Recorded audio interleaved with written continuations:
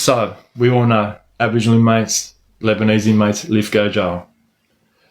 There was a Uskray at the jail. Backstory that I never said before, and this happened before the lead up to it, and this is played a part in why we decided on this day that we've had enough of dealing with the Lebanese inmates at Lithgow jail. Another brother that had the first original fight at Lithgow, I don't want to mention his name, but he had a fight with Bobby Haynes.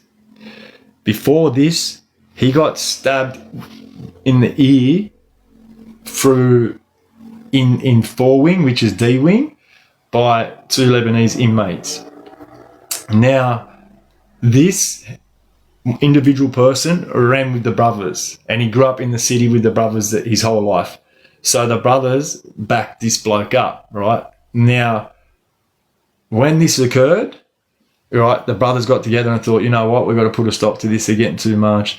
They start to think they run the jail, that they've got this and they've got that. We need to put a stop to it, right? So we had a meeting as a whole, and in that meeting was there was me, Buster, Hemo, Bobby King, Kev Hinton, like 5 unalivers, right? And the decision was made that we're going to do what we need to do on a certain time and a certain date. But at first, we needed to see, there was Uskray bringing in Ugdrays and whatnot, and we needed to see what our position was in that. All right. Anyways, fast forward. The day arrives. The fight. We go to the gym, right? And it was settled all for one-on-ones. This is what I mean. It was settled for all one-on-ones. It was never meant to break out the way it did break out. It was settled for one-on-one. So everyone that wanted to participate in this activity, this fight, went to the Oval and went to the gym. So Alex Ibrahim, Rabi Kalachi, Emad, and all their hitters, they went around there.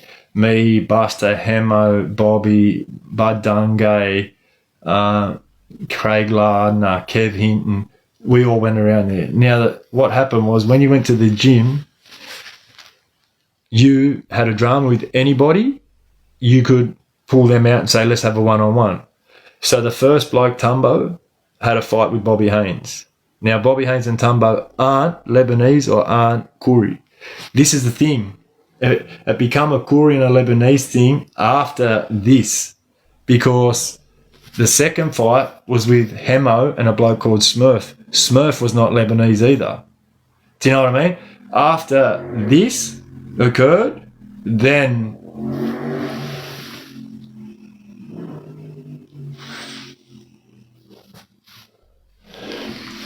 it became a Lebanese and a racial thing. So what happened was we go around the gym, they have their fight, words break out, and then Buster gets involved. And from there, Kev Hinton and Buster Burns turn on a Lebanese dude. In the video, you see Buster Burns and Kevin Hinton dragging a Lebanese inmate out the door onto the Oval. This time, you see everybody leave the gym and follow the melee, right? The backstory is nothing really, because the whole situation around this story was registered about he got dog shot, this happened, you were jumping him, all this stuff. This is what I'm here to clarify. Now, in a race war, if you're jumping my people, I'm jumping in. Simple. If I'm about it, I'm jumping in. Even if I'm not about it, I'm jumping in. At no time was I saying nobody was about it. I'm just saying when people asking me questions before, like, why didn't they? I can't answer that. And I'm never been able to answer that because I'm unaware of why no one helped their mate at this time.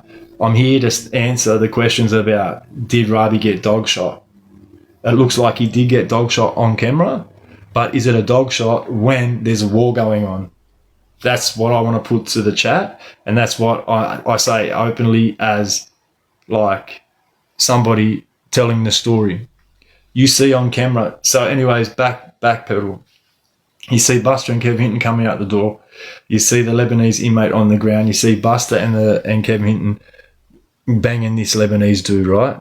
Now you see Alex Ibrahim come out and he tries to approach. He gets held back. Now he has a decision there and then to either stop trying to help or whatever needs to be done to help. That didn't occur. You see other brothers circle this Lebanese dude. You see Kev Hinton fall off the fight. Now it's only Buster and the other dude, right? You see other people surround, being brothers and being whatnot, and Lebanese dudes. You see them.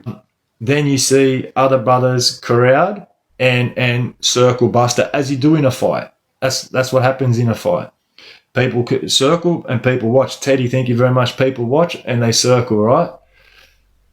Why I come out and clarified the story is because for 20 years, people had the presumption that Buster Burns was the one that hit Rabi Kalachi. Buster Burns was never the one to hit Rabi at all. It wasn't Buster. That's the only reason I told the whole story, was to clarify people's assumptions and thoughts. It was never Buster. Bobby King and Rabi, they had the fight. They had the fight at Lithgow. It was never Buster Burns. Then after I told the story, people was saying, but Rabi was dog shot, or Rabi was held and then he got King hit. And by camera, yeah, that looks like the case. 100%, that looks the case. But my point was in the conversation, thank you, TikTok, boom. My whole point in that conversation was, if there's a war on at the time, is it a dog shot? That was my whole argument in that conversation. If there's a war on at the time and you're watching one of your people being attacked and you run your people and there's nothing stopping other people from helping him, is it a dog shot? Like, one, you should be ready. Two, it's a war at the time. Three, like, it is what it is. Yeah, like it's jail, like it's actual jail. Like, sometimes in a race war, the rules go out the window and it's not a good look. I guarantee it's not a good look. It isn't a good look, but in the same token, it's a war.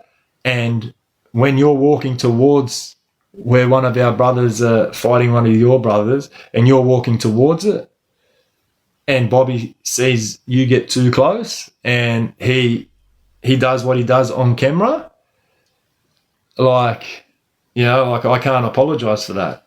Like, he may have seen that you were going to step in and he thought, maybe I'll stop that before you reach out. What you don't see is when they step off camera, Rabi Kalachi does have his jaw broken, but what Rabi does off camera is pushes his jaw back up, bites down on it, and shapes up.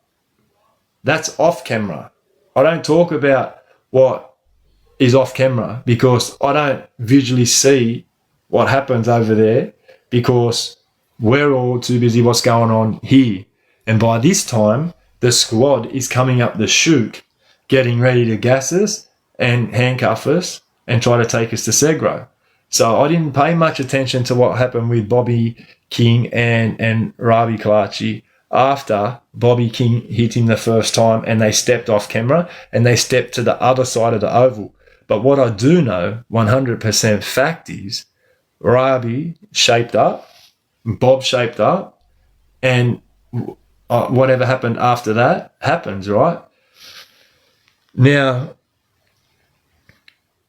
when this all unfolded and we went to Segro for the assault and the melee, right, we were sitting down near the phone box before we go to Segro. Me, Buster, Kev Hinton, Ian Hammond, Bobby King, and there was another brother at the time.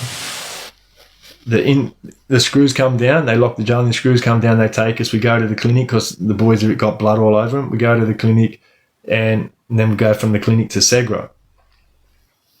Now, what made this story extended and what made this story known to the public was what happens after the melee in prison, and that was the shooting of the block. Mick Canard, Rabi Moaz, and another bloke, they were part of DK's crew. We all know who DK is, we all know what happens there, and we all know how it ended for DK. This is the reason Gangs of Oz put this video clip into the Gangs of Oz about Mick Canard. Well, they shoot down a block and it hits Pastor Bob's house. They shoot down an empty block into an innocent house and burn the Koori flag. So no one that was involved in the fight was down at the block. There was no one that caused any of the issues was down at the block. Everybody that took part in the fight was either in jail or Segro. So they virtually went down and shot at an empty street at innocent houses and burnt the Koori flag. In retaliation, yes, but they're not retaliating against anybody that committed what they are retaliating for. They went and shot down the block.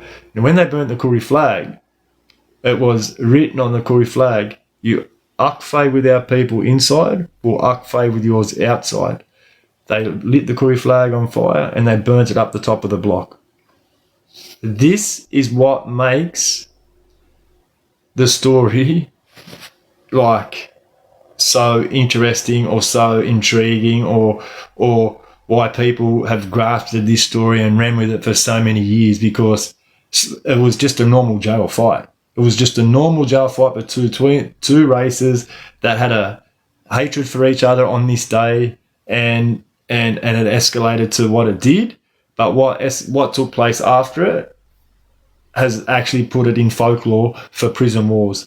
And it's in folklore for a fight that didn't contain any sort of weapons. There's been so much more brutal, ruthless behaviour in other wars that I haven't spoke about yet, and that I have spoke about, other than this war. But because of who was involved later, people have just held on to this and are so intrigued by this that it captures everybody's imagination, it captures everyone's opinion, it captures everyone's thoughts. Like, it's just something that everybody's intrigued about. So after they do their part and they shoot the block and they burn the Koori flag, Don's Pizza, SJ, my brah, how are we? Thank you for coming through, lad, I appreciate you.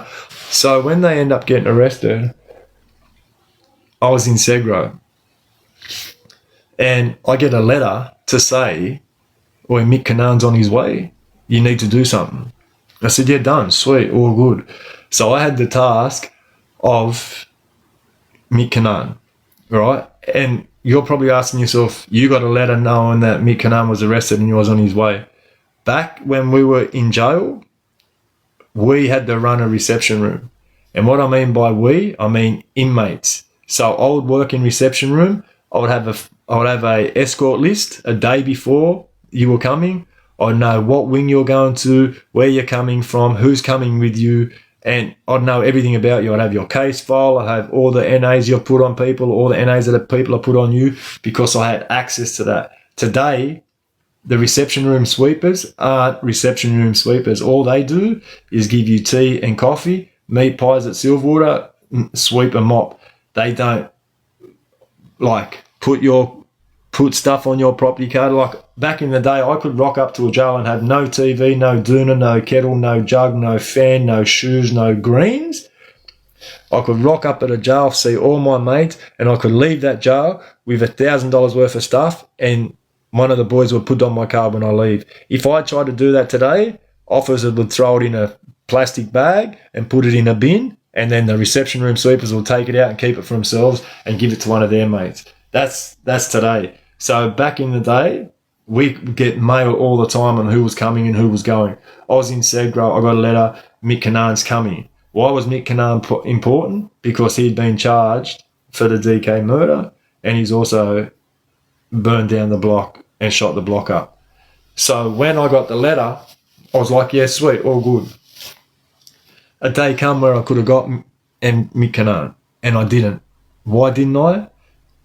Because he was in a wheelchair. Now, a lot of people said after I said I didn't touch him because he's in a wheelchair, a lot of people said, yeah, but you should have threw him out, he done this, he done that. In hindsight, maybe that was the wrong decision on my end, but I'm ruthless, yeah, I'm ruthless. But to get someone in a wheelchair, like, that's a different level of ruthlessness. I know they shot down the block, I know they burnt the Koori flag, but you also have to admit, after that, I've been in Segra 8 months, 10 months or something, then he gets arrested, he's in a wheelchair, he's been shot in the back, like, he's harmless right at this point. So I didn't take that opportunity to get him. I never seen Mick Canaan again until I went to Supermax, and when I went to Supermax, we spoke and we were mates. That's the thing about this race war. Even though Ravi and Bob and Buster and Kev and everybody else that was involved in this race war, like, once it happened and time had moved on, we respected them again and they respected us. It was just one moment in time where we didn't want no part of them and they probably didn't want no part of us, and it come to a head. I speak on this because other people have thrown their opinions out, and some of these people that have spoken about this fight weren't there. I was there, and I needed to clarify certain points in this story to make sure that the truth is heard and the facts are spoken. I understand people have opinions and they've been told stories and they think it may have went some certain way, and that's fine. It's TikTok. Everybody's going to have an opinion. That's fine. But there's only one truth, and that sits with me. That truth actually sits with me because I was there. I've never talked on a story that I don't know about personally. And if I ever do talk about a story that I may not have the knowledge on fully, I would always clarify, this is what I've been told. This is what I've heard, and this is what happened, this is what I've heard, and this is what I'm assuming. Other than that, I speak on everything that I know, I speak on fact, I speak on truth, and I'll always stand by what I say. 100%, I always stand on what I do and what I say, because what I say is exactly what I seen to have happened.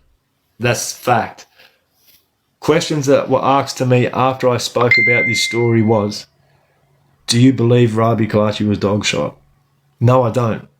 No, I don't. And I know when people look at the video, they say to me, but he was being held back.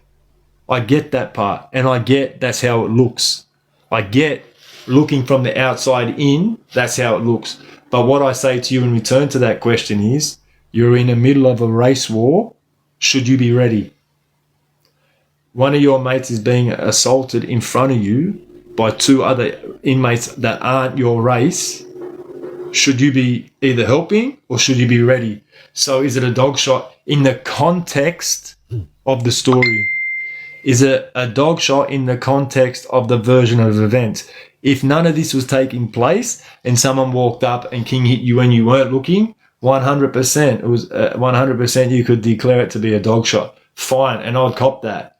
But if you have a look at the context of the story, context of the situation, and what's actually happening whilst he gets hit, I ask you, is that a dog shot? In my version and in what I say and what I've seen, I don't believe it is. And I stand by that. And I get that other people looking from the outside in will say, yeah, but he's been held back, he's been held back. He had the option to punch first, he had the option to push him back, he had the option to do many other things than to stop. That's all I'm saying. I was never ever saying that like it's not a good look, but it's a race war. Like, there's been many times when I've been in a race war and got hit in the back of the head. Is that a dog shot? No, it's not. That's It's part of the fight. It's part of the war. That was my opinion on the matter, and that's why I want to clarify, because I can see how people think that it looks like a dog shot. I just ask you to take a step back and have a look at the context of the story, then ask yourself again, is that a dog shot? Like, seriously. Right, seriously, let's be real. Like, if you've been to prison and you understand prison politics, what's worse? Standing there and not getting involved and watching other people attack your people, or, being dog shot. Like, yeah, so to me, Bobby never dog shot Rabi, but from other people outside looking in, it was. And that was a big point where I got plenty of messages, plenty of message requests saying, do you think he was dog shot? I never answered them because I didn't want to get involved in the back and forth politics of messaging. But because other people now picked the story up and they've spoke about it and they've shared their opinion, I believe my opinion should also be shared because I was there and I seen what happened. And my personal opinion of the matter is he in my eyes, he didn't get dog shot in the context of the fight. Like, I know it started 1-on-1, it ended up 2-on-1, it ended up 1-on-1, and then this happened with Rabi and Bobby, and they stepped off camera. Yes, Rabi and Bobby did shape up, but it didn't go any further. Yes, Rabi and Bobby never crossed paths again after this either. So they never got to square up and have a 1-on-1 or sort their issue out. They never really bumped paths after this. I went on and spent another 16 years with Rabi Kalachi, 2 out, grappled, trained, ate, and done all sorts of other things with Rabi after this war. So we were enemies for 2 minutes and mates for 18 years. Like, that's the way jail was built. Like, there was never any malice in the story. There was never any disrespect in the story. And there's not even any disrespect or malice in talking about and clarifying what people have been asking me right now. There's nothing but respect for them. And there's nothing but respect for the Lebanese community, but I need to clarify on what people have been asking me to clarify, and that was the most common question I received was, do you believe Rabi got dog shot? Then the second question was, Rabi run the jails. Rabi run his people, but to run the jail, no. There was not one inmate of any race that ran the jail. You're trying to tell me right now, as an inmate of New South Wales Correctional Centres and anyone else that's done jail in the whole state of New South Wales, that you would listen to another race or another member of a race and let him dictate and tell you what to do? That's just crazy. That's crazy. Every race has a leader. Every race has hitters. And every race has a leader. Every race has in-house politics that you keep in-house. And that's Asians, Lebanese, Islanders, Aussies. They have their own trumps and they live by their own in-house politics. There's not one human out there that controls all 5 races. There's just not. It doesn't happen. There's not one human in a New South Wales prison system that runs a jail, commands the yard, and every race will listen to him and jump for him. It just doesn't exist. So yes, Rabi run his people. No, he didn't run the prison systems. Same as our people. We've had hitters that run our people but did not run the prison system. Same as the Islanders, they've got people that run their people that don't run the prison system. There's not one person alive that can put claim to saying, I run the prisons. It just doesn't happen. And it will never happen. Let's be real. There's been some very hard men that I've done jail with. I've walked the yards with some very, very hard men of different races, but they've never, ever run a prison system. The only thing that's ever run a prison system right now, the only thing that runs a prison system right now And if that was a human or a culture, would be the Trump of everybody. It's called chicken oops, say lad. If chicken soup was a culture, that would run the prison system one out alone and dictate everybody's move. Facts. But for a human to say that they have actually run a prison system will never occur. Ever. And that's the clarifying situation. Wait, Lois, no way. That's the clarifying situation on the Lithgow and Lebanese war of Lithgow prison. I've answered it the best way I can. I don't want to keep talking about it anymore. Like, I've spoke about it a million times off camera, on camera, with 1,000 people that have come past. The people have inboxed me. It's on YouTube. People comment. Like, there's 1,000 things that get spoke about. All these people have thoughts and opinions because they weren't there. And I get that people will back their people up. I get that. And they'll write comments that are stupid. But have a look at the context of the matter and ask yourself if that was a dog shot. Just like, seriously, if you're going to be unbiased about the whole thing, like I am right now in telling the story, I have no favoritism to my people or any bias against anybody.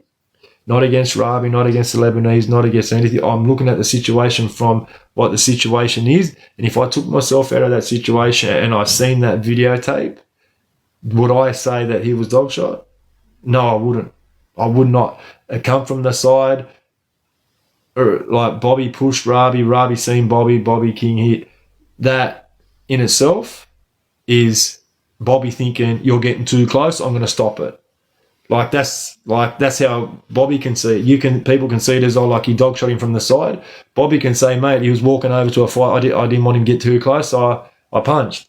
See how there's two different assumptions of two different versions, three different versions, four different versions of how somebody could think about what they're actually visually looking at without actually being in the center of this conflict. You can come up with 1,000 scenarios in your mind thinking he didn't see it coming. Well, he did, because there was a fight taking place. And then Bobby could think, well, he was getting too close and I didn't want him to king hit him, so I got him first. You just got to understand, before you make a comment, before you write something down that's silly, have a look at the context of what you're actually about to speak on, and then make an educated decision if you understand what you're saying is actually correct.